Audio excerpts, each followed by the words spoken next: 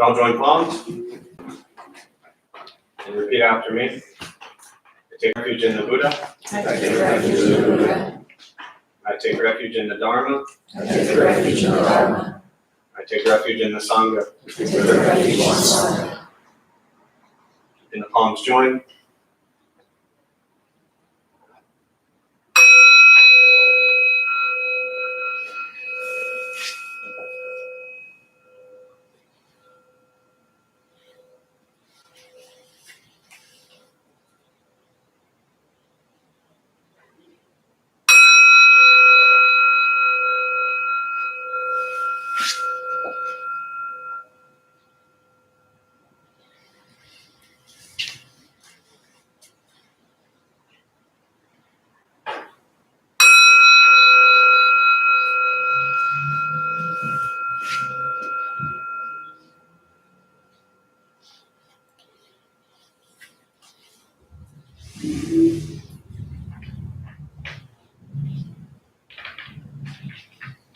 Put palms down.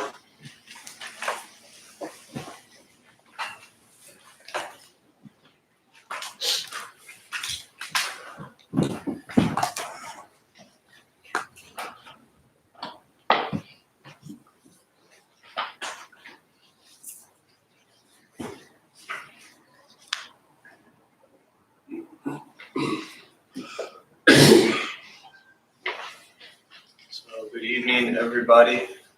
Good to see you all.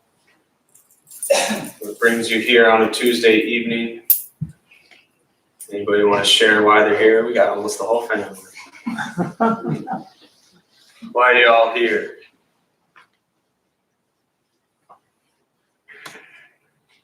Because it's the most relaxing 1 hour of my whole week. It's the most relaxing 1 hour of your whole week. Nice. Thank you for sharing. Yeah. I've been slacking off, and my wife and kids have said, "Hey, why don't you go back?" A little louder for those who didn't hear that. I've been slacking off. I quote, "I've been slacking off," and my wife and kids said, "Why don't you go back?" Did I get that correct? Yes. Yeah, I just want to make sure. They love you a lot. Yeah. Well, welcome back. Yeah. What else is here? Why? It's a good question to even just ask yourself. You know, we do a lot of things all day long, and we don't even necessarily sometimes know why we're doing them. We just get stuck in these routines, clock in, clock out, day in, day out, routine after routine after routine, and we kind of get just stuck in our daily mindset and often don't stop to ask ourselves, like, why am I here? What am I doing this for? What is the intention behind whatever it is? Tuesday at 2 o'clock in the afternoon, you know, Friday at 5 o'clock, whatever it is, if we stop and ask ourselves, what are we doing and why? It's a good moment to kind of just reflect on the choices we make, because those choices that we're making throughout our days all lead up to all of us sitting here right now. And most of us are sitting here right now, myself included, because we struggle, you know, mentally, emotionally, with stress or anger, anxiety or sadness or depression or whatever it might be. We struggle, and life is challenging, and it brings difficulties. And that was the first thing the Buddha said, is life is filled with dukkha, discomfort, angst, dissatisfaction. That was the first thing he said. So, but for some reason we tend to go through our days and we forget that part. We're so focused on making sure we're happy and peaceful all the time. And that's important, but it's equally, if not more important, to stop and recognize, okay, am I struggling? Am I suffering? And why? And then begin to understand that that's simply based on the choices we're making and how we spend our time. It's pretty simple. But the hard part is we don't always make the choices that lead us to live in a peaceful, happy life. So, but yeah, it's okay to struggle. You know? So we'll start with a meditation practice. A couple things to tell you before we begin, for those who might be brand new. Nothing's going to happen to you, right? You're not going to float away. You're not going to have any mystical, magical experiences. Anyone's mind race all day long, just thinking and thinking and thinking. All right, this isn't going to shut off your racing mind. Don't judge your practice, meaning don't ask yourself, is this working? Is this not working? Am I doing it right? Am I doing it wrong? We're just going to sit, we're going to breathe. You'll hear sounds. Sounds inside the room, sounds outside the room. This is life. Life is filled with chaos. Practice meditation is learning to get quiet and still within all the chaos. You won't think nothing. Often people think meditation is about going blank or thinking nothing. You'd end up sitting there telling yourself, think nothing, think nothing, think nothing, and might as well get up and go do something. All right, and don't judge your practice. We judge things all day long, what we look like, what we wear, what we eat. We're constantly in these judgment modes. And this practice is learning to go beyond judgment and just abide in sensation of breath. All right, posture. If you're on the cushions, often it helps sliding to the front third. Pushing the stomach forward allows the back to straighten, shoulders are relaxed. Hands can be on the knees or in the lap. If you're on the benches or chairs, also just trying to sit up straight. If you need to cough, please just cough. Don't hold it in. Don't be afraid to cough. Don't run outside and cough because it's even louder out there. So if anything, you just woke somebody up in here. So if you need to cough or move, just cough or move. We will all live, I promise. All right? I'll guide us as we begin, and we'll settle into a little bit of silence.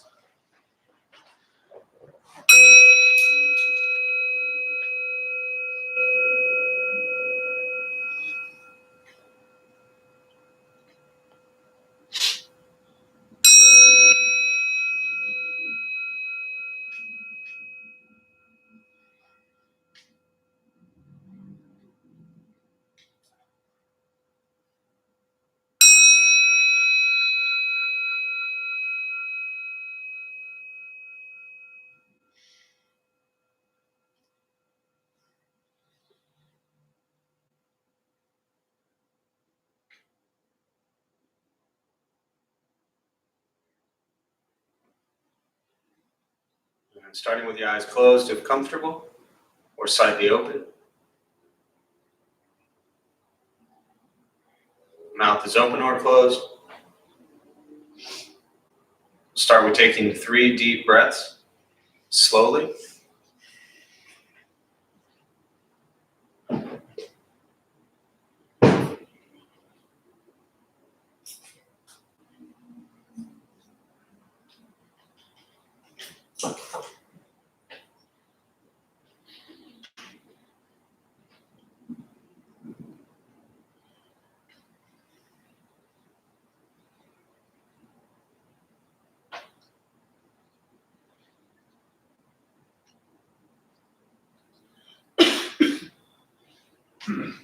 And eventually, settle into a natural rhythm of the breath.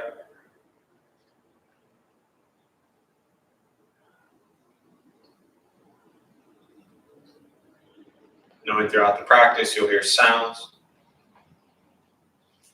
These are not distractions, not disruptions. Simply what's happening around us as we sit.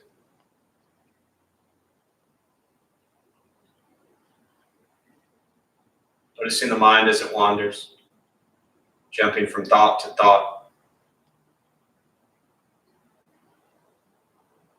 Gently guide the attention, focus, to the stomach or chest.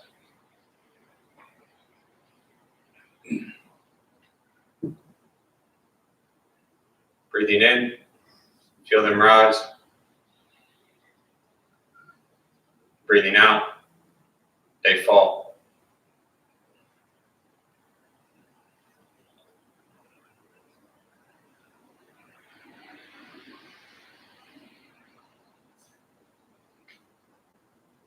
Simply continue this practice,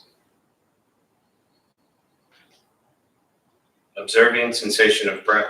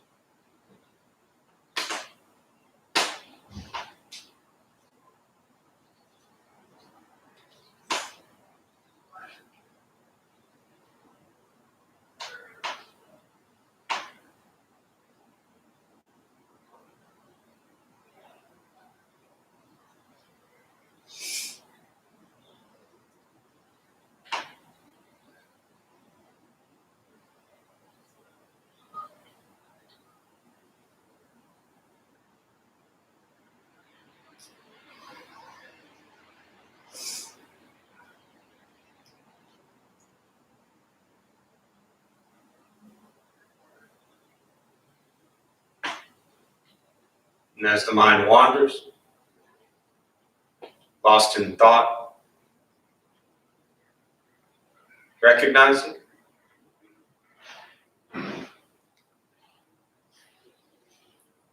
Release that thought.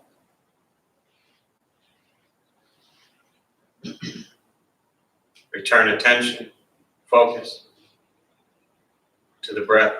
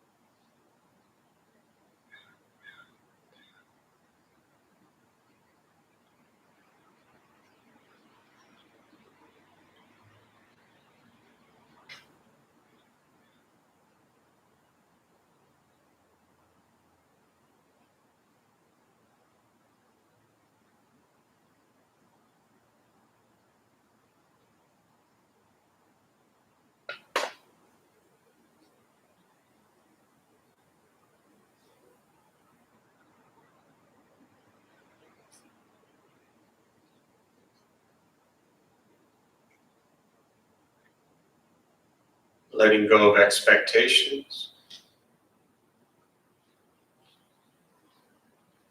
Letting go of judgments from the practice.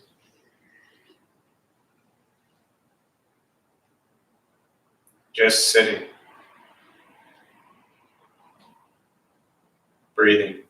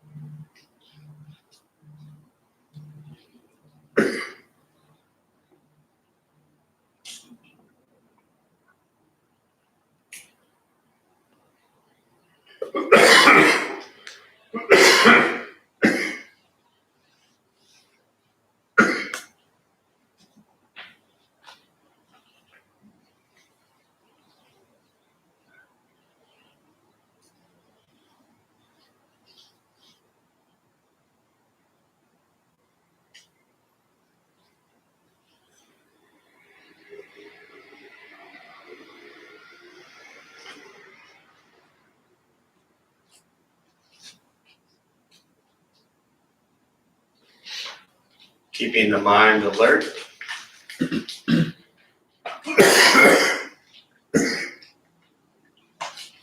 Aware of each sound.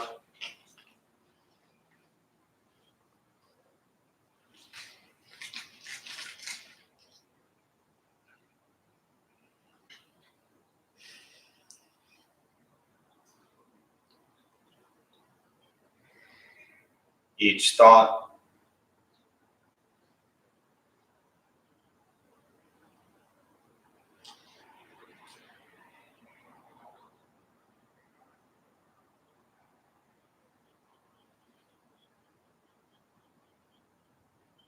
Each physical sensation.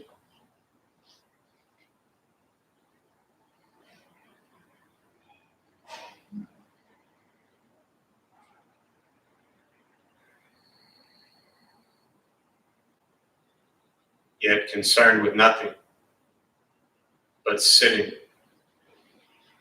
breathing.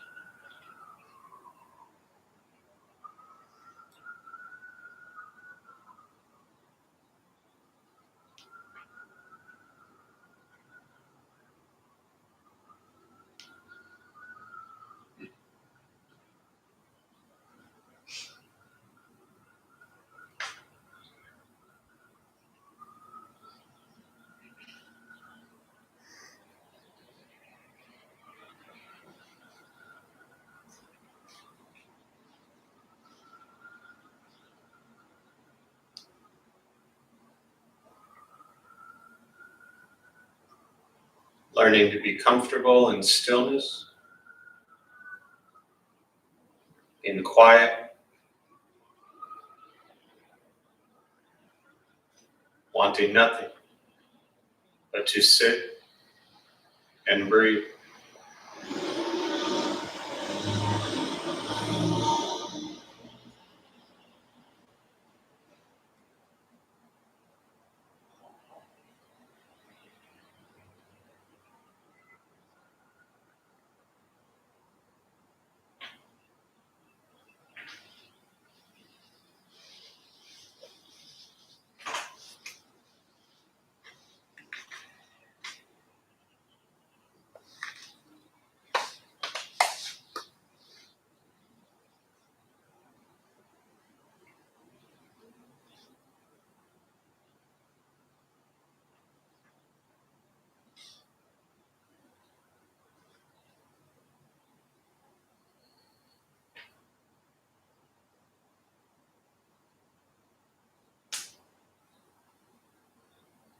And with the body still,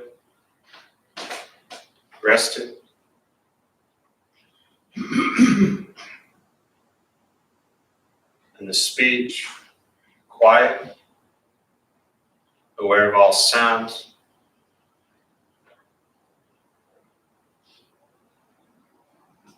And the mind learning to settle.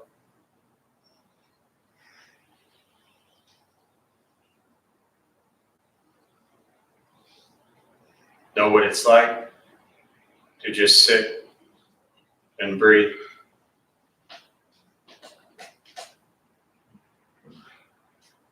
Knowing with each breath, there's nothing else to do.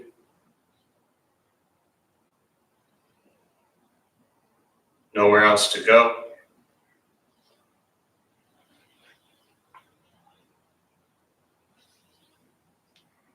No one else to be.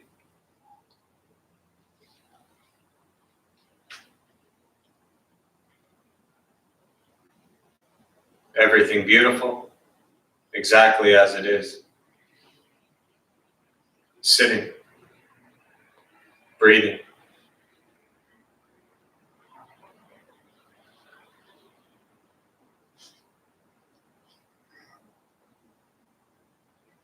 And once again, taking 3 deep breaths, slowly.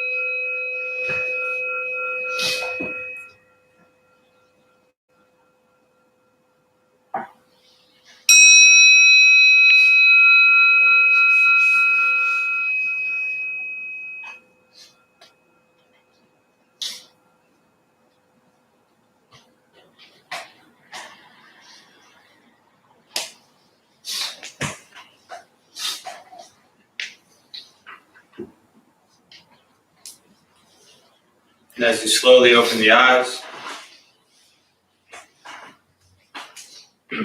slowly begin to move. And most important, with the practice of meditation, is to recognize how you feel now, immediately after.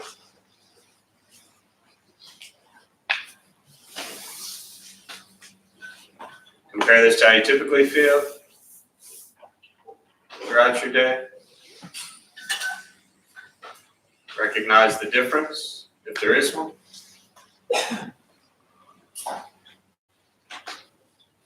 Ask yourselves how you prefer to feel every day for the rest of your life.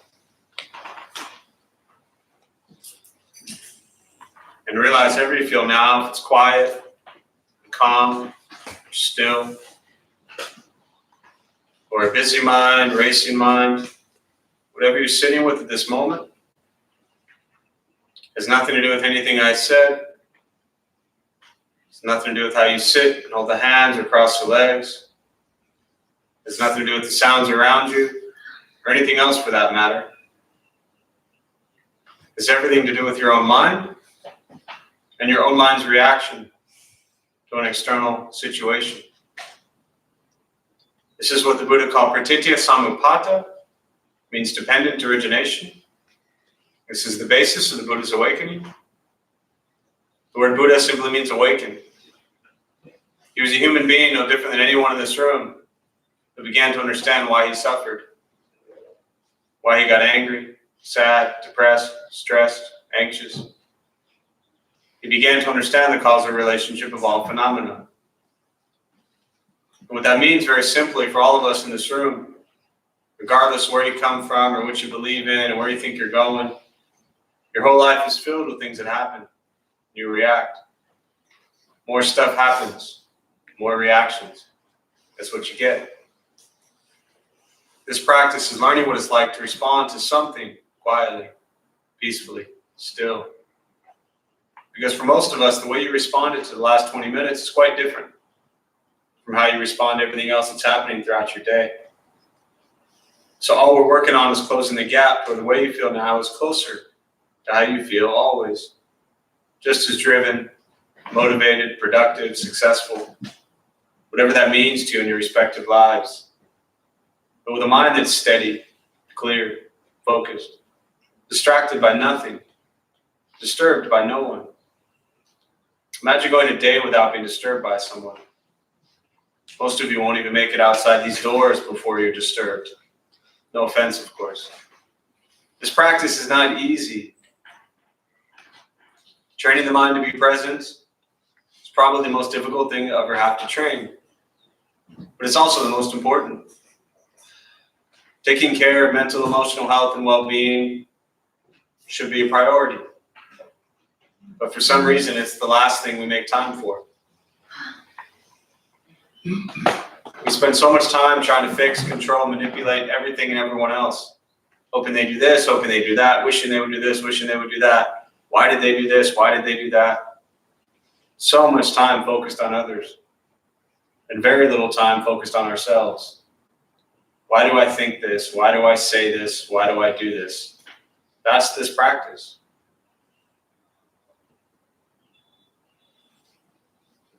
Meditation is free. Buddhist practice is free. It's sitting, breathing, learning to be kind to yourself and every other person you encounter every moment of your life. That's why it's so simple. You just have to learn to be nice to everyone. It starts with yourself.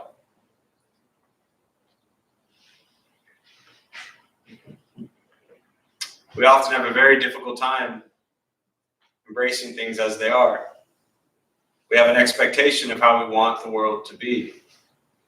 And as long as every situation aligns with everything we expected it to be like, then everything is great. But the simple fact that you are all sitting here right now, myself included, tells me that our lives didn't go as planned. Not every expectation we had worked out. Not every hope, dream, or thought we had played out how we wanted it to.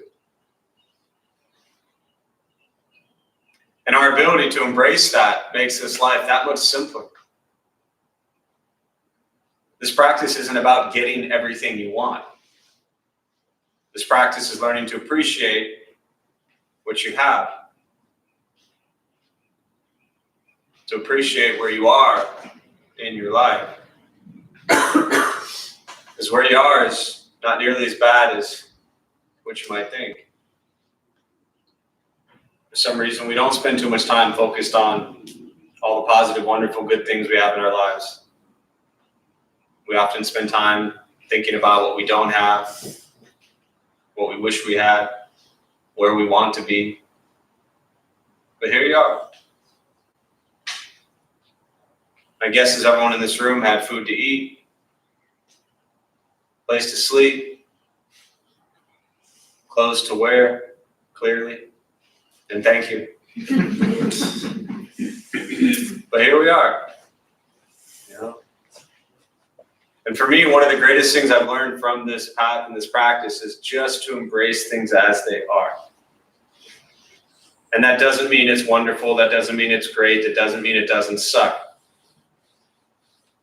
But there it is. And then how do you move through that situation? When the world doesn't do what we want it to, which it never will, no matter how much we fight it and resist it. All we can control is what we think, what we say, and what we do in each situation. And that's the daily practice. I said to someone downstairs that I've been saying the same thing for 10 or 12 years. And that's the truth. Because that's, to me, how difficult it is. I say it as much for me as anybody else who's sitting in this room. It really is difficult. The Buddha's message was very simple. You know, he said the same thing basically as they say 84,000 ways. He taught for 45 years before he died, and he basically taught to become aware of why we suffer, why we struggle, and how to move away from it. How to move beyond the sense of ego and self. But it's not easy. So we come together to explore all of that. So I'd rather just stop there, and always prefer to open up to questions, meditation, Buddhist practice, anything that's on your mind that I can address, and we'll go from there.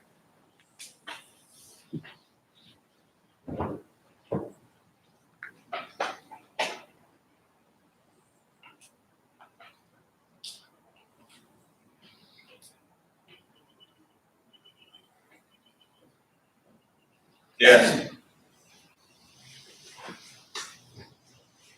How do you embrace what isn't perfect? Because sometimes things are just crappy. Maybe that's what's perfect about it. Regardless of what you call it. So the question, how do I embrace things that aren't perfect?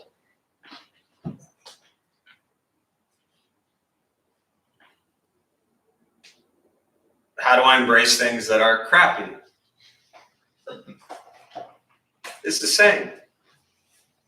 It doesn't matter what you call it, right?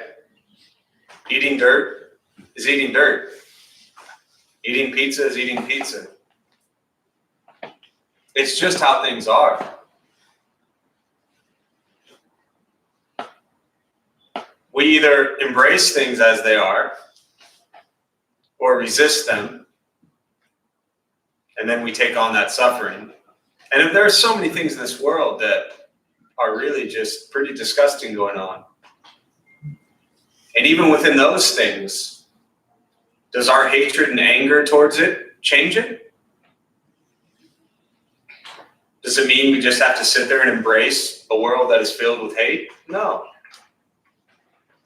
But if we first recognize this is how things are, my perception of it, the label I put on it, doesn't change it.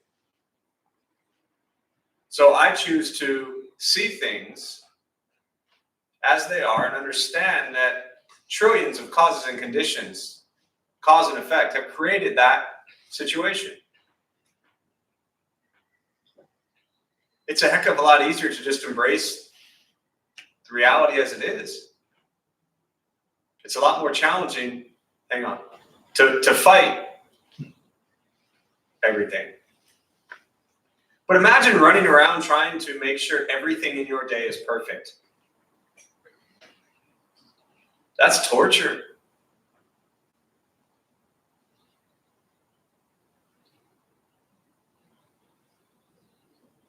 And if there are things that happen throughout your day that you don't like, then do things differently. And there will still be things that happen throughout your day that you don't like.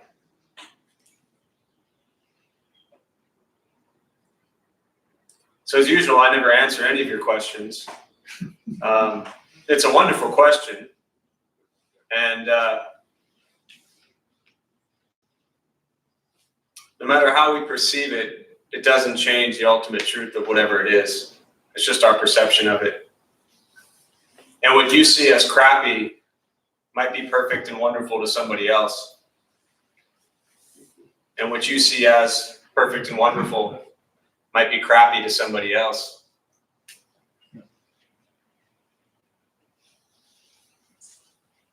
Yeah. What does the Dharma say about reconciliation? Reconciliation, like as far as like repentance in a way? Or trying to reconcile differences amongst in a relationship or like in a maybe a misunderstanding. It says to do that. It says to reconcile them. So the question, what does the Dharma say about reconciliation? Dharma, for those who don't know, at the beginning, I'll say this briefly and then I'll get to that. We talk about, at the beginning, we take refuge in the Buddha Dharma Sangha. It's called the Triple Gem. The Buddha, not the guy himself, right? But in what's called bodhicitta, Buddha nature, right? The Buddha died a long time ago. He can't help you right now. You're kind of on your own, right? But we take refuge in bodhicitta, Buddha nature, which recognizes that the Buddha was human, right? He lived, he died. We are human, we live, we're gonna die, right? And if he could figure out why he suffered, then we also could figure out why we suffer and suffer less. The second thing we take refuge in is the Dharma, and that's the teachings, right? And the third one is the Sangha, and that's the community, the people that come together to practice and explore, as I say, the madness in your own mind.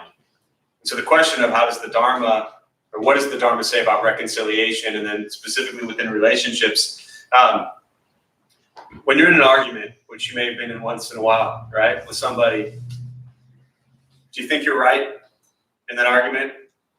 What do you think the other person thinks? Same.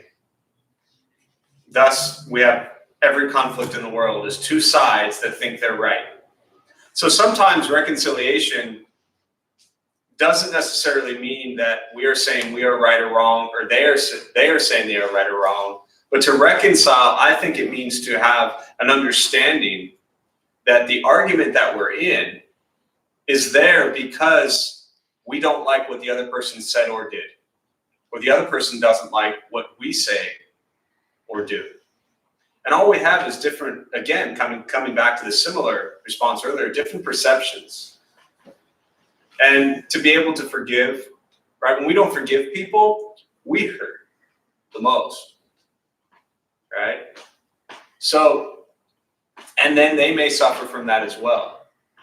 But anytime you can have open dialogue, open communication, and to work through that reconciliation of understanding that anytime we've done something that harms someone, I've harmed a lot of people in my life and it sucks, but I can't go back and change it. And anytime I've harmed someone, I have to understand that what I did was not coming from a place of compassion, loving kindness, or wisdom. It was coming from a place of greed or anger or ignorance. So to reconcile with somebody, I think it helps, depending upon the situation, of course, to be able to say, hey, what I did wasn't right. And all we can do is hope that they understand and love and forget, and forgive. So we can kind of move through it. And then, the same thing for the reverse. When someone else is asking that of us, but yeah, anytime you can reconcile anything with someone, I think it's really helpful for your heart and mind and for their heart and mind. And a lot of times it has to do with dropping this ego and sense of self that says me, me, me, right? We've all, I'm sure in this room, been hurt. And we've all done things that have hurt other people. And that's always going to be the case. It doesn't mean like, yeah, I'm human, I hurt you, deal with it, right? My master initially, he said, when you do things, you may have heard me say this, but he said, when you do things that harm others, that's why I jumped to kind of the repentance thing, because that was kind of the parallel. He said there's three things that you can do. One is to apologize if it's appropriate. If you broke somebody's heart 25 years ago and all of a sudden you have this epiphany and you're like, oh, I'm so sorry for what I did 25 years ago. They're probably over it and they probably don't want to hear from you, right? So you don't call them, but you would find somebody else and apologize to someone for what you've done, right? The second thing is to recognize that what you did was coming from a place of greed, anger, ignorance. In Buddhism, we call that the three poisons, the thing that causes all the suffering in our lives and the lives of others. We come from a place of ego and self, and we think we are most important. So to recognize that harmful action, and this also works to understand that somebody else's action towards us that harmed us maybe came from that place as well. And then the third thing is to to vow not to do it again.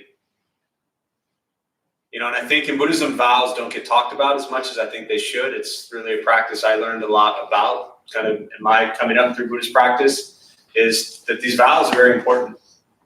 And so when we've done things that have harmed others based on certain actions, we vow to not repeat those actions. And to do your best to hold yourself accountable to that. So I don't know if that helps at all, but yeah. I was wondering, like, I know a lot of the Buddhists are with flowers, kind of recurring theme. Yeah. Or like a symbolic significance. Yeah, so in Buddhism, you have a lot of kind of symbolic things, right? And one of the most common ones you're asking about is the flowers, and they're made as offerings, right? And other than just being beautiful and they smell pretty and they look nice, they represent impermanence, right? That, you ever bought flowers for somebody? When you go to the floral shop, do you look for like the dead ones in the corner? You're like, yes, I want to pay $72 for the dead flowers over there. No, you want the ones that are perfect and beautiful. But what do those become? They die. And so flowers, same thing with incense. They represent that, yeah, we may start out at points in our lives be full of life and beautiful, but we also are fading, right? And incense, I love the metaphor for incense, which is the same thing, that once you light an incense stick, what does it become eventually? Ash. So we are that incense stick. We've been lit. We're born. And every moment, we're one moment closer, one breath closer to no longer being alive. That's just the reality. And so what I've learned from that is to not waste our lives. The days that we spend angry or depressed or sad or anxious, when we're in those moments, we're missing opportunities to find things that are really beautiful. Right?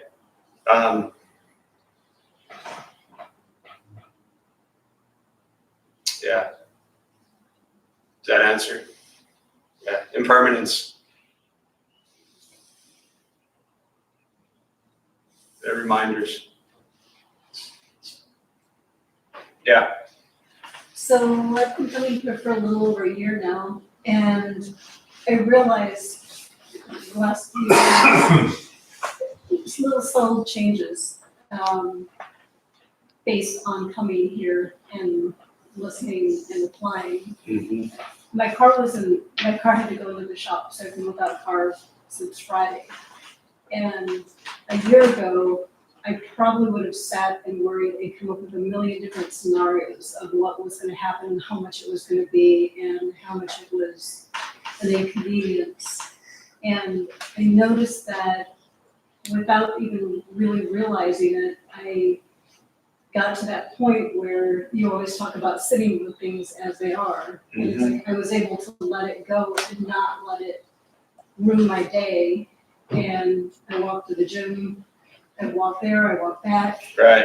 Everything, I'm fortunate that everything around me is within a really short walk. Mm-hmm. So it was nice to notice the change in the way I was looking at things. So thank you. Yeah, absolutely. No, thanks for sharing. It's important, I think, to understand, especially if you're new, that, we don't necessarily, I always say, we don't necessarily see the benefit of meditation and looking at this practice here, right? We don't do all this stuff to be good here. It's when things happen in our lives out there. Because the world out there, they don't care you just finished your meditation, right? They don't care that you just came from your Buddhist class and you're trying to be all nice and kind to people, right? That world and your car collapse. But all the worrying, all the how much is it going to cost, all the how am I going to survive, doesn't change the fact that your car died out on you, right? And so then we begin to recognize this is what's happening. And, if it only took you a year to be able to recognize that, that's phenomenal. Imagine what another year you'd be able to, That's great. Thank you for sharing. Other thoughts, questions?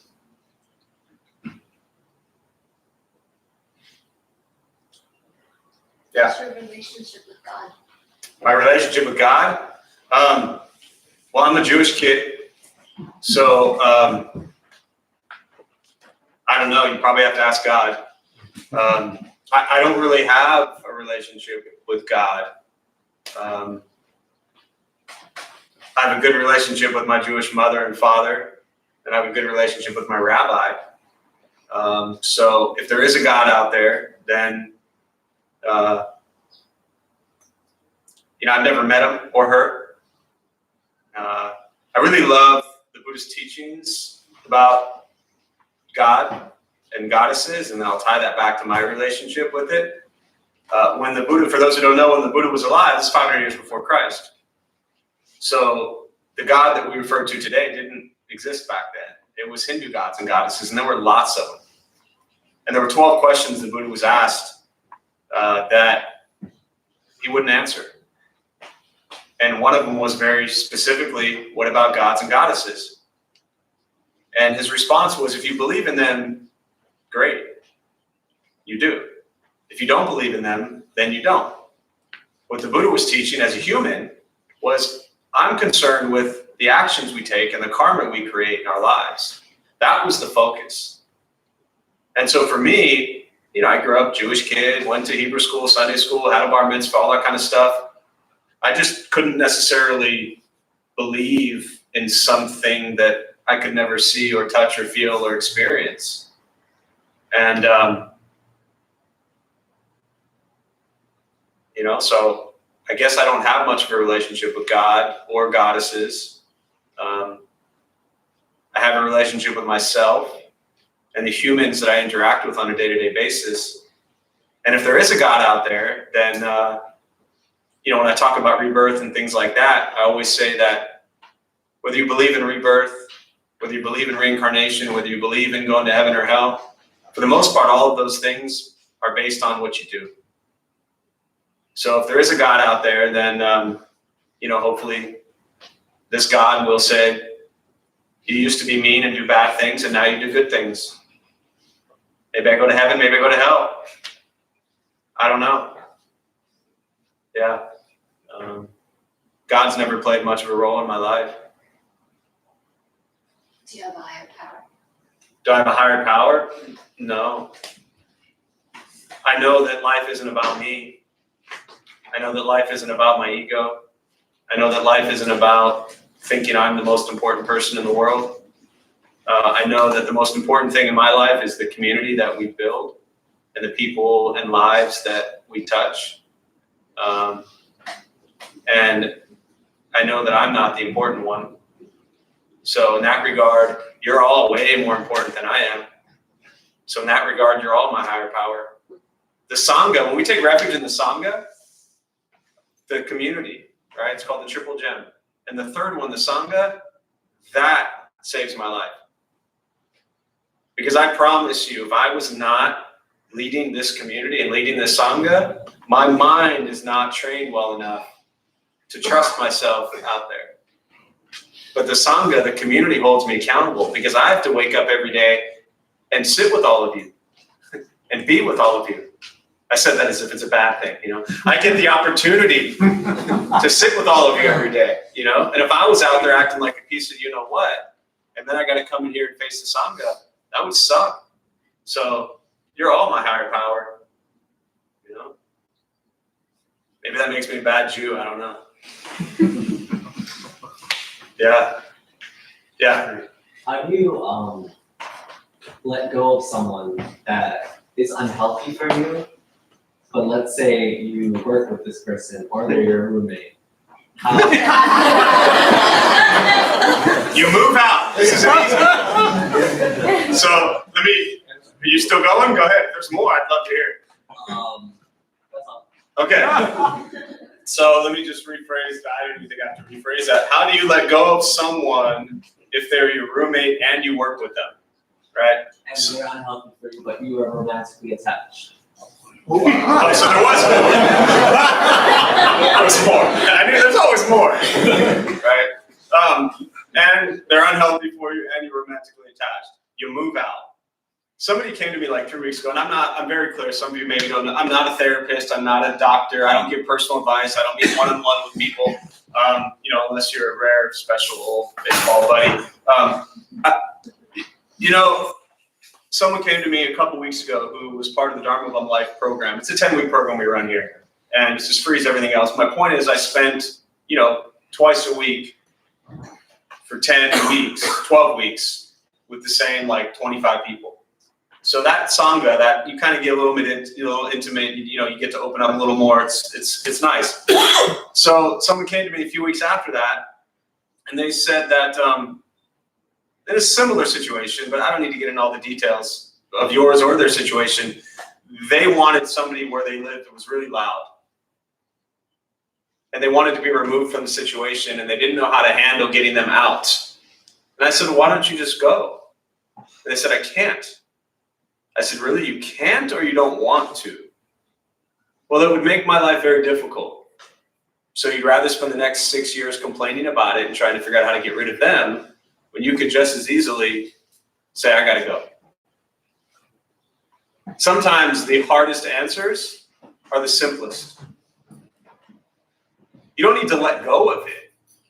You need to move away from it if it's destroying you. Right? I mean, you said it's unhealthy. 8 different ways. And I appreciate, the open and the honesty. I think it's beautiful. But time to go. Yeah. Or stay in it and continue to torture yourself. Because that's always a fun option. Right? But there's no, the Buddha said on page 72, how to address that. I wish there was. But one more thing then, Jim. I think even more important in your question is to recognize that there's an unhealthy attachment going on that is a condition in your mind that just moving yourself from the situation doesn't take away the fact that you have some sort of unhealthy behavior, it sounds like. And you're just going to continue that elsewhere. Right? One of the greatest, I think, ideas behind this practice is that, wherever you go, there you are. So you can fly all the way around the world, halfway around the world and go sit on a mountaintop in Nepal. If you're an angry, miserable person, now you just spent a lot of money to fly very far to be an angry, miserable person. So learn to address what's really going on there. And cut through that ego, cut through that sense of self. That's the practice. Does that help? Yes. Yeah. Thank you. You're welcome. Yeah, Jim. This conversation reminded me of the Zen master who's here. I almost said that. Go ahead. Yeah. No, you go ahead. I can't really retell it, but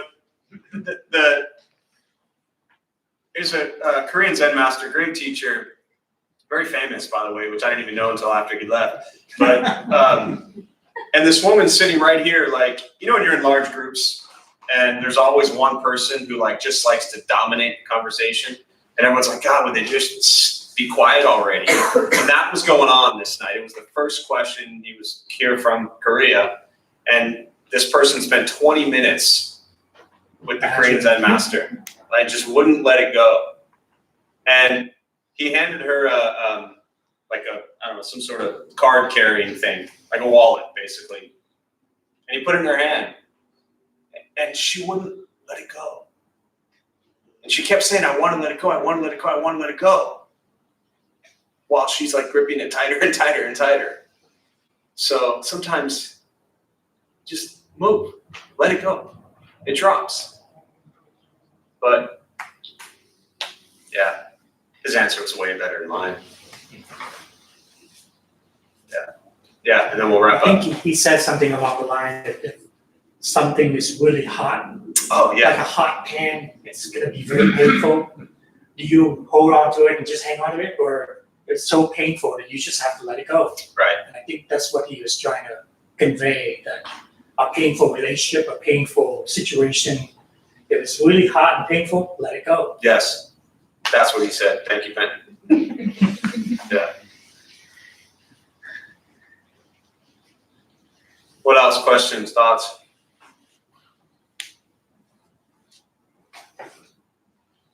Anyone in this room hold on to things that are painful? Sometimes we're really good at We're very good at it, you know? You know, I saw this, and there's so many like terrible memes floating around there. But I saw this one, and I've never seen it written this way, and it made so much sense. And it was talking about anger.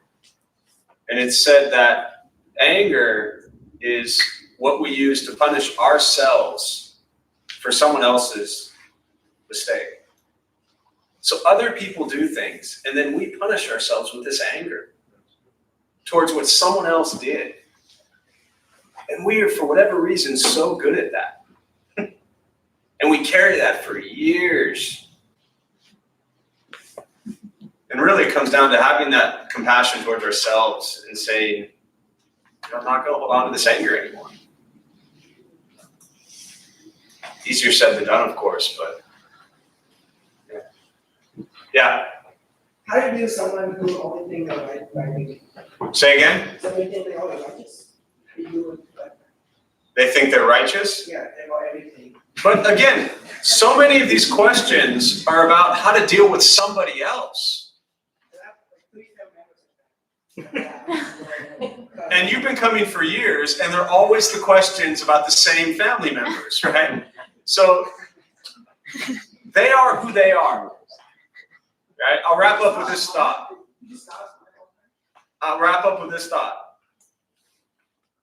There are people in this world, believe it or not, who are sitting in some class right now saying, how do I deal with that Alan guy? How do I deal with Jim? There are people who are stuck having to deal with us. It's a possibility, but for some reason we want to know, how do we deal with all those people who are such a pain in the you-know-what? We are that pain to others very often. So are the self-righteous ones them, or are they us? Or is it none of us, or is it all of us? The reality is everybody is doing what they think is best in their lives. As you are. You wake up and you make every choice based on what you think is right. And that's the problem. We are these unenlightened folks making choices and doing insane things that harm selves and harm others. So is everybody else. The practice is to go beyond this judgment of thinking we know how others should be. Right? If we can go one day and just think good thoughts and speak good words and do good deeds, then maybe we can get to some place where we feel we have the right to tell everybody else how they should live their lives and how we should judge them or view them or critique them. They probably don't think they're being self-righteous. I wouldn't ask them if they think they are, right? So dealing with people is not about the person. These people are in your lives, the family. You sounds like, I don't know, again, I don't want to give advice, but these people are in your lives. My suggestion is to learn how to come to grips with you. Learn to be okay with you. Because they're not changing in your perception. Maybe begin to have some sort of compassion for the struggles they face, for the difficulties they face, for the challenges they face. Have some understanding for the pain that they feel. You were sitting in the same seat like a year ago, asking the same question, right? Yeah. So it's not about them, it's about you. That's what all this practice is. Learning about yourself. That's why it's so fun. So, anything else before we close? Anyone else have questions about someone else? And I say that very seriously because it's so true. We always want to, yeah.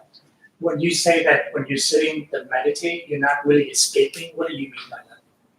So when I talk about meditation specifically, I say that meditation is not an escape from reality. It's direct perception into the present moment.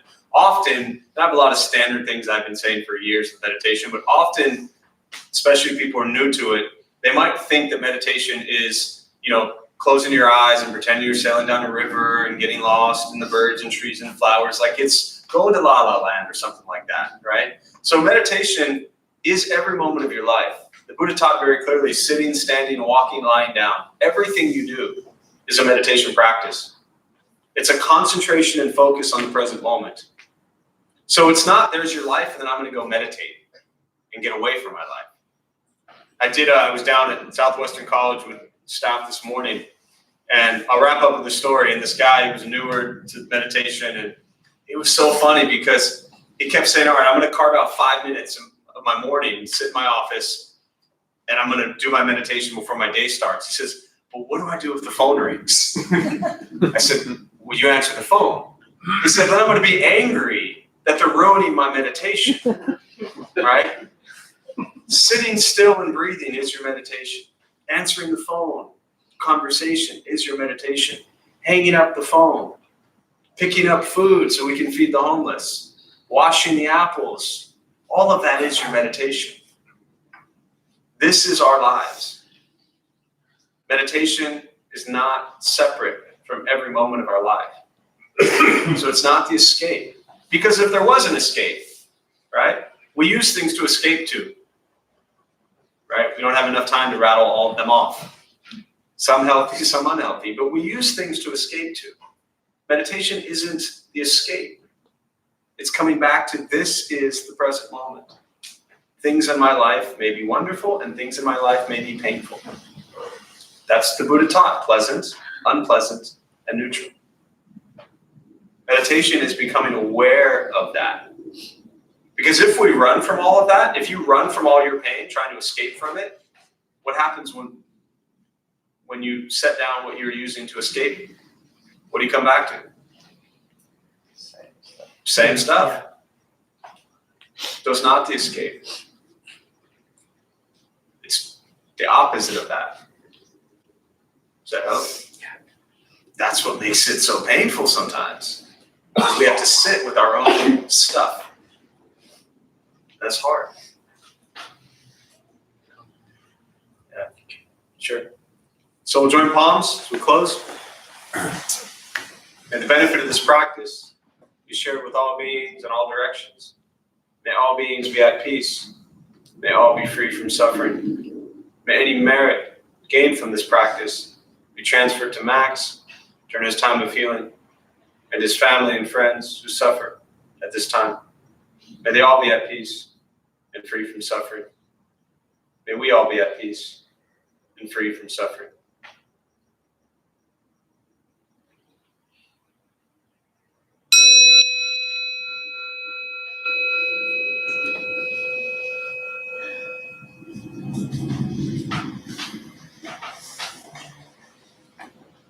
Well,